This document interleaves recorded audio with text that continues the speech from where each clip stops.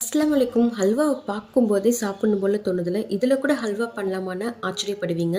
3 ஏலக்காய், 1 கப் பொட்டுக்கடலை எடுத்துக்கோங்க. இத மிக்ஸி ஜார்ல ஃபைன் பவுடரா அரைச்சு எடுத்துக்கோங்க. 1 கப் பொட்டுக்கடலைக்கு 3/4 கப் அளவுக்கு சுகர் ஆட் பண்ணிக்கோங்க. இப்போ 1 1/2 கப் அளவுக்கு தண்ணி ஆட் பண்ணிக்கோங்க. இதுக்கு பாகுபதம் பார்க்கணும்னு அவசியம் இல்ல. சுகர் தண்ணில கரைஞ்சா மட்டும் போதும். நல்லா பாயில் பண்ணி எடுத்துக்கோங்க. பேன்ல 2 டேபிள் ஸ்பூன் நெய் ஆட் பண்ணிக்கோங்க. இப்போ ரெடி பண்ணி வச்சிருந்த பொட்டுக்கடலை பவுடரையும் ஆட் பண்ணிக்கலாம். இப்போ லைட்டா மிக்ஸ் பண்ணிட்டு ஸ்டவ் ஆஃப் பண்ணிடுங்க. இப்போ பாயில் பண்ணி வச்சிருந்த சுகர் சிரப்பை கொஞ்சம் கொஞ்சமா ஆட் பண்ணி லிக்விட் கன்சிஸ்டன்சிக்கு வர வரைக்கும் ரெடி பண்ணி வச்சுக்கோங்க. லம்ஸ் இல்லாம ரெடி பண்ணி வச்சுக்கோங்க.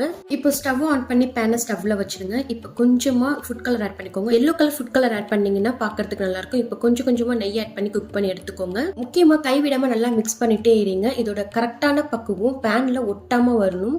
இப்போ நெய்ல முந்திரி பருப்பை நல்லா வறுத்து எடுத்துக்கோங்க. இப்போ ரெடி பண்ணி வச்சிருந்த ஹல்வால ஆட் பண்ணிடலாம். ரொம்ப சூப்பரான பொட்டுக்கடலை ஹல்வா ரெடி ஆயிடுச்சு. ஹல்வா சாப்பிடணும்னு நினைக்கும் போதெல்லாம் இந்த மாதிரி ட்ரை பண்ணி பாருங்க. அஸ்ஸலாமு அலைக்கும். தேங்க்யூ ஃபார் வாட்சிங்.